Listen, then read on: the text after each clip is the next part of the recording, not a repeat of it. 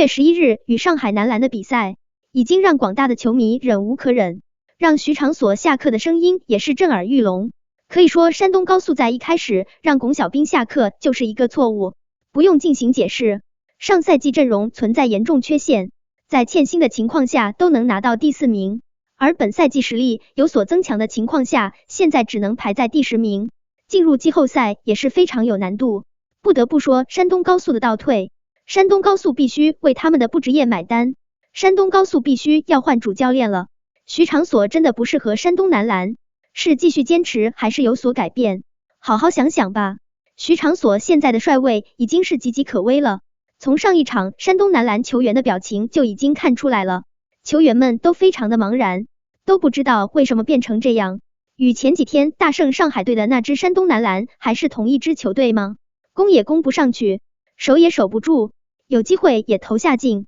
各种花样的失误，各种不必要的犯规，没有一点儿精气神，球队没有斗志可言。山东男篮与上海男篮是有差距，可以接受失败，但是绝对不接受这样的失败。而比赛结束后，徐场所在赛后发布会上的一些言论，又一次引起了广大球迷的关注和热议。总是把责任甩给球员，难道他自己就没有责任吗？本赛季山东男篮的实力并不差，虽然说争冠不现实，但是球队还是有很强的竞争力，而徐场所在场上的存在感真的是很低，对球场上出现的状况真的是没有什么应对能力，与上一赛季的龚小兵形成了鲜明的对比。在这里并不是说徐场所的坏话，入情入理，上一赛季龚小兵能把本来实力就不强的山东男篮带到了第4名的成绩，就已经是非常不错了。为什么还要逼迫他辞职？既然决定要换掉龚小兵，为什么要找一位没有任何 CBA 执教经验的教练来带球队？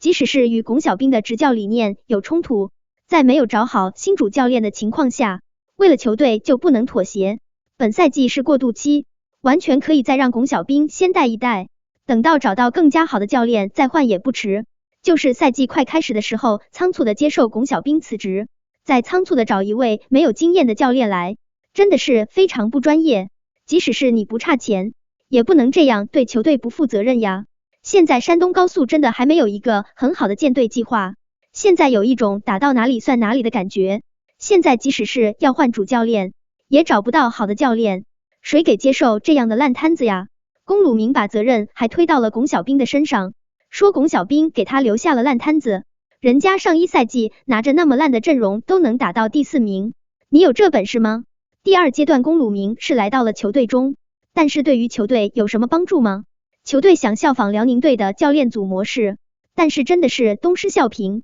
龚鲁乌根本就没有发挥出和江新泉一样的作用，在比赛中直接看不到他的影子。所以现在最好的解决办法就是再请回龚小兵。现在山东高速为了球队必须放下身段，主动承认错误，而徐场所还是再让他去培养年轻人吧。如果比赛打成这样，山东高速还是无动于衷，那你就是再有钱也没有什么用，也是得不到广大球迷的支持。大家觉得呢？